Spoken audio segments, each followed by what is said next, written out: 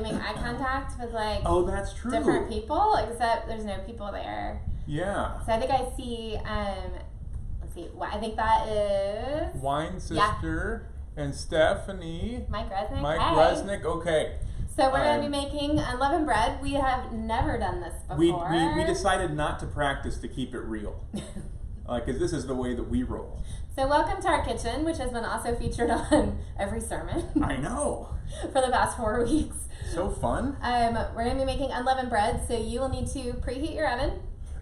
Preheat the oven to 450. 450. And you can also, we're going to do this, show this, we have a skillet on the stove here, and it's up at medium high, so preheat that. But what do we do before we ever cook anything? We wash our hands. Wash our hands. All right. Let's take turns. Okay, I'll go. All right. Megan's washing her hands. She's humming the Joe just joined. Megan's washing her hands, Joe. Yep. If you just joined us, you need flour, water, yeast. No yeast.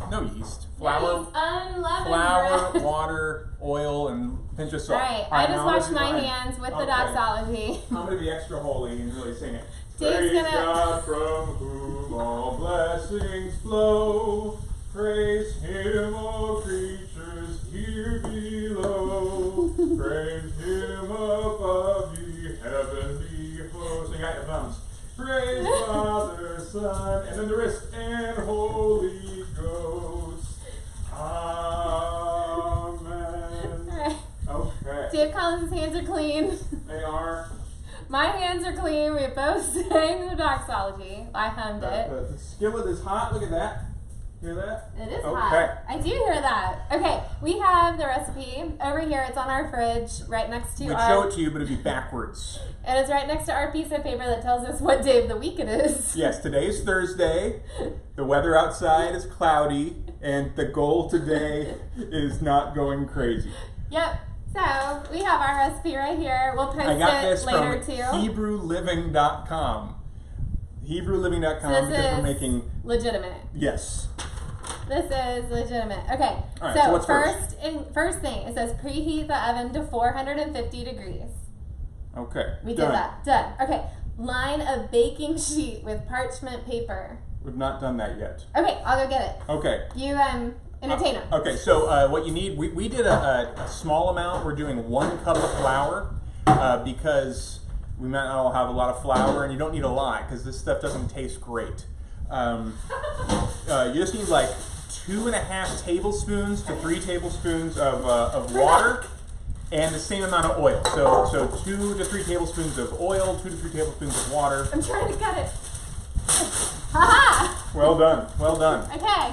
And then a pinch of salt. And so we're using, thank you.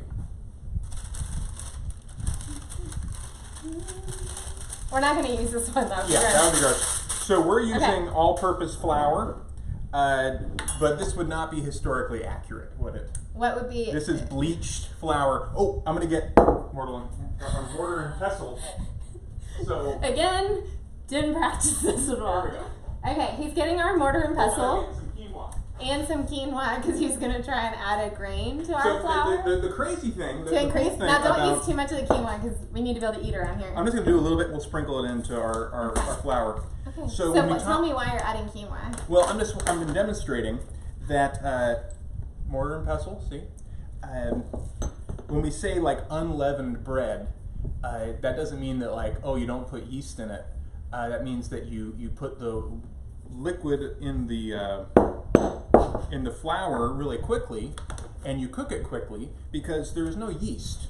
You know, yeast is a modern invention, like the little packs of active dry yeast or the instant yeast. And we're going to talk more about unleavened bread on Monday, Thursday, while our bread is cooking in the skillet. Right. So then we have something to talk about. But that happens. So just to demonstrate, if you were doing historically accurate, you'd have, instead of quinoa, you'd have wheat berries. And you would not have Kirkland brand quinoa. No, and then you grind it up. Okay. How's that going? It's going good. See, I got a little flour in there. Show them. Don't show me. I got a little flour. It's crushing. It's taken a while. I'm so grateful that we don't have to do this because this is. That looks like a lot of work. That's not working at all. Anyway, you get the idea. Excellent. Now there's quinoa all over the counter. Hold on. Let me fix this. Okay. So what's...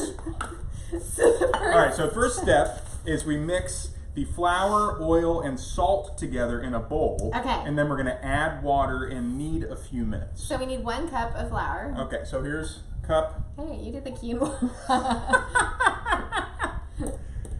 I'm going to shake it off so it's nice and level. Okay, very, very good. Because we're professionals. And now she's going to put it into our bowl. This is our punch bowl that we got at our wedding. And we can't have any parties, so... I don't know that we've ever used it for punch. We use it to like put fruit in.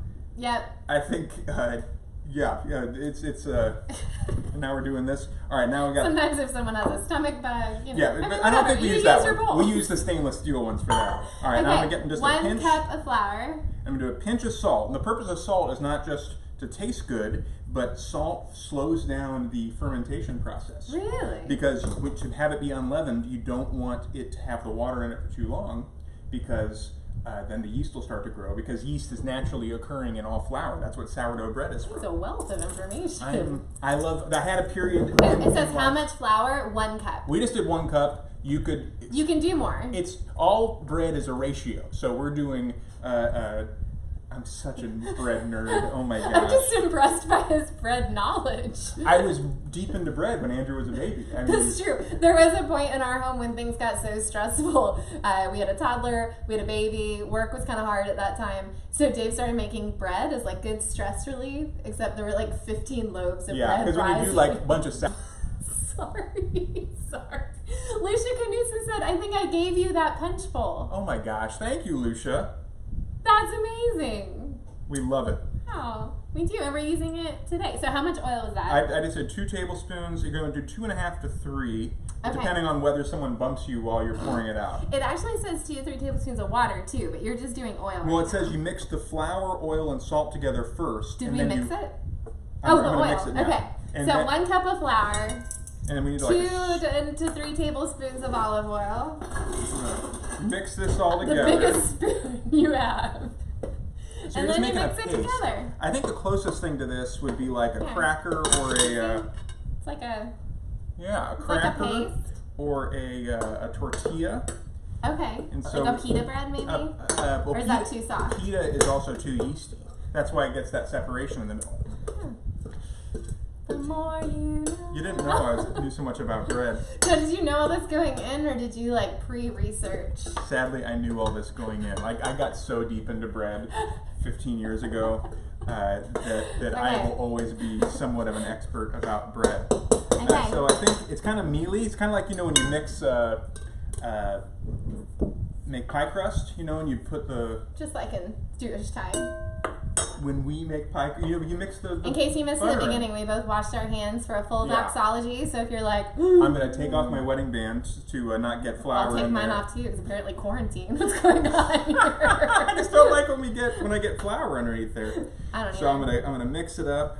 Yep. You want to get in there? You want to mix that Yeah. up a little bit? Ooh, okay, so it feels kind of lumpy. Yeah, little yeah, lumpy. It's like when We you really are professionals. it's like when you mix the butter into flour. Yeah, when it says like cut the butter into the flour. Ooh, they said, do we drink wine now? That's an excellent question. We'll talk about that once we start We're this stuff getting there. baking.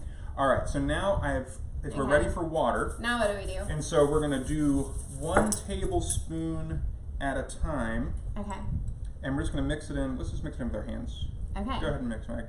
Okay, so Dave just added 1 tablespoon of water. So we had a cup of flour, a pinch of salt, 3 tablespoons of olive oil, or a little shy of that. And now we're mixing in a tablespoon of water. Okay, that's not dough. All right, so I'm gonna do another Oh. tablespoon. Okay. This is water. This is specially blessed water. Okay, it still is not dough. Okay, so you just mix it in until it'll Dave, form. it's not dough. Don't lose hope, Megan. It'll be okay. I'm going just for a grain. 3rd tablespoon. I think it's that quinoa you put in here. I didn't put the quinoa in yet. Oh. It didn't work out. Okay, now it's starting to form It's together. beginning to feel more like a dough. So don't All lose right. hope on the first tablespoon of water, Okay. because we're getting there. What do you think? Is it getting it? That's kind of, let's put one more. Maybe a little bit more water because there's still a lot of flour. A full tablespoon there. If you have one of those fancy mixers, you could use that. Yeah, but you want to be historically accurate. That's right. You know? Ooh, look. Okay, it's starting to make a dough, guys. Nice. Look at that. All right. Well, get all the rest in there. Yep. All right. And now once it's formed together, we're going to put a little flour. Here, let's move the bowl. Okay, I'm still mixing. Oh, okay. Let me know. Just slow down. We have nowhere to go. I got a busy schedule. You need more water? And then as you're mixing tonight, we do need a little more water because see, we still have some grain. We don't want to waste that little bit of flour. All right, there we go. Okay, that was like a drip, but it's fine. We'll make it. We're running out of water. It's not really a dough yet. Okay. How about that? So if you really have a long time, you can add the water drip by drip. I prefer to use a dropper, like a Okay, here, you can get in there and see what you think. Yeah, it's feeling pretty good. Because you don't, with crackers, because it's basically what you're making as a cracker. Man, I know so much about bread. This is so embarrassing to be realizing this while we're talking to our church live. You want crackers to be dry. You don't want it to be like a really high ratio. So you don't want a wet dough? You don't want a wet dough. Okay. You want a dry dough. So do you want me to move the bowl? Yeah, let's move the dough. Okay. And the next thing is we're going to make this into some smaller balls. And so we're going to put a little flour on the counter, and you take some flour and you put it on the person you're picking. I meant to do a little bit and have it be cute. It was a lot. It was like that much. Oh my gosh. I really meant for that to be a cute amount of flour. I'm so sorry, babe. Fine. But now we have flour on us. And are you okay? Did it get... Yeah, it's everywhere. Okay. Awesome. Well, that's what you want to do, is to make... Thank you. All right, so I just... Okay, it's in my nose, so I'll be right back. Oh my gosh. Okay, so from doing 1 cup of flour, it's about this big. So I think let's do this into 3 small portions. And I officially apologize for dousing your favorite pastor with a large amount of flour on her face. I thought it would be cute. Was it cute at all? It was. Now it's like in my nose. Now it's glue, because that's the other thing you can make with flour and water is glue. Okay, so can we see? It's fine. All right, you see these little things? So now we're gonna. I said, don't touch your face. That's true. Well, she just washed her hands though. I did wash them for a full doxology. Yeah. All right, so now we got these little dough balls. So we got, this one's a little dry, but I think it'll be okay. Yeah, I think we should add more water. Like that? All right, now you're gonna press it into discs. Okay. I'm pressing. And with all dough, if you press and it starts to tear, you just let it rest for a little bit.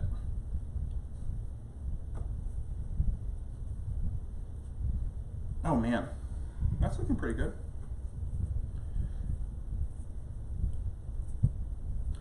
And the you can see what you have on the end. I wouldn't do a Christmas tree. I think let's not co-opt Passover too much. That's a good call. That's a good call. I guess you could also use a rolling pin. So that's not quite thin enough. I am gonna get a rolling pin. Do we have? We have a rolling pin. Rolling pin. I think it's in here. Hold on. There it is. Here it is. Oh, I probably. Okay. All right, Megan now has a rolling pin, and I just threw flour in her face. So let's see how I'm feeling better about the situation. Roll it out. I still can't smell anything because my nose is full of flour. Though. You can't smell anything? That's no, a bad I know. sign. Also a sign of COVID. It's fine. But right now it's just flour. Okay. How thin are you wanting to roll this you want out? to go as thin as possible. Okay. And I guess if it was slightly wetter dough, then that would have made it. Oh, you know what? And this one, when you let it rest, it does like how thin soften a little bit. That is perfect. Do you want to do that one in the skillet? Or? Whoa. Okay, so what do we do? Do we put oil in the skillet? No, because what you want to dry. If that would be like a fry bread, you could do that. Okay, so I just put it in the skillet, just like so let's this. watch. So you can also cook this in the oven. Remember we talked about that? Yeah, we're going to do a couple in the oven as well. Should I put this one in the oven? Because that takes longer. Yeah, go for it. Okay, so I'm going to go put mine in the oven. Oh, Okay, Let's do 2 in the oven. Hold on. We'll just do 1 on the I'm thing. not going to put mine in the oven. And then we'll do those in the skillet. Okay. How long do they go in the oven? Let's see. Oh, you're supposed to take a fork and prick holes in the dough. Okay, I'm going back. It stays cooks in the oven for 8 to 15 minutes. Okay, we're going to go for 8. 8 minutes in Hang the in oven. there. All right. Oh, I'm getting this real nice and thin. Look at that. I think. All right. Is that coming through? Yeah, you can see that.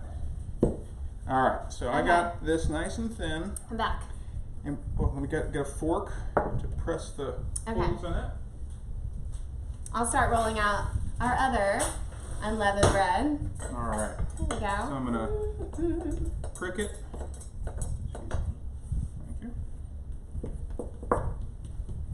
Thank you. There we go. So is it, you want it to be as thin as it can be? Yeah, it's like a cracker. Okay. Okay. There we go. It's not pretty, but let's see. All right. Maybe scoot over so you can see the. Yeah. All right. I'm going to keep rolling out this one while he starts that one. Oh. Sizzling. This is Turn it up a some little gentle entertainment right here.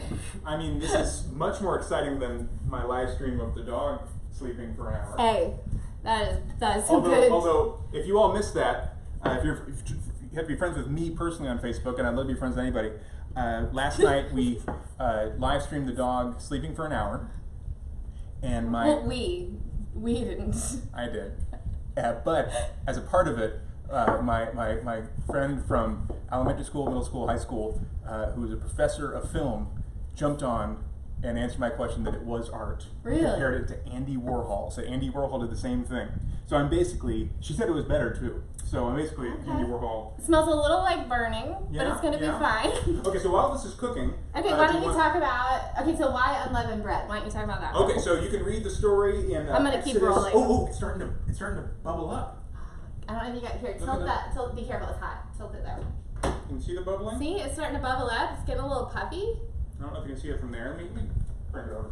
But for a Bible study, you could read on Exodus 12, the story of the Passover. And, okay, hold on, let's see. Oh, maybe I'll bring it up. Yeah, I'll show the bubble. Don't burn yourself.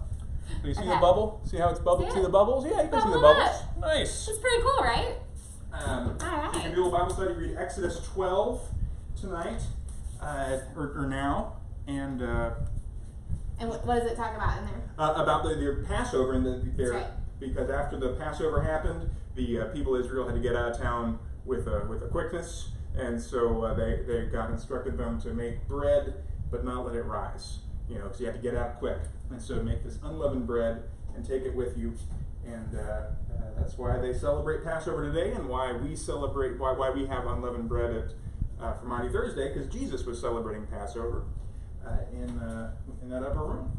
So tonight we'll be having our Monday while we're waiting this to cook. We'll be having our is that an iron skillet? Yeah, it's our cast iron skillet. It's pretty heavy. Yeah. We've had that several years. Yeah. Hold on, our dog's eating trash. I'm gonna flip it. Ready? Okay, he's gonna flip it. Ooh! Look at this! Look at how good that looks. It's brown. I think that looks pretty good. Barbara Miller's watching. Happy birthday, Barb! Happy birthday! It's Barbara Miller's birthday, and she's watching, and we made you this! Unleavened bread. When Jesus ate with his disciples, and he served them bread and then the cup, which traditionally has been wine, but juice is also just fine. And tonight we'll be doing that together. So if you want to do that tonight with us at 7, we'd love to have you. A little more serious We'll move over to our dining room table, and yes. If you can do the same, that would be great. And we'll have our unleavened bread. You can use any bread that you might have at home, and you can use juice. We have a couple bottles of wine that we're going to pick from. We need your help, though. Yeah. So one is called Prophecy, and the other is called 7 Deadly Sins. Which should we have tonight? Prophecy or 7 Deadly Sins. So the prophecies came that Jesus would come because of all the 7 deadly. Certainly do juice. That would work too. Yes. How is our skillet bread going? I think it's come out. It's a cup of flour, about 2 to 3 tablespoons of olive oil. Mix it up, and then we rolled ours out nice and thin, so it looks like this. And then we have one cooking in the oven at 450 for 8 minutes, and one cooking. Okay, I'm going to pull this off. You know it's done. I'm going to put that next one in. Okay, let's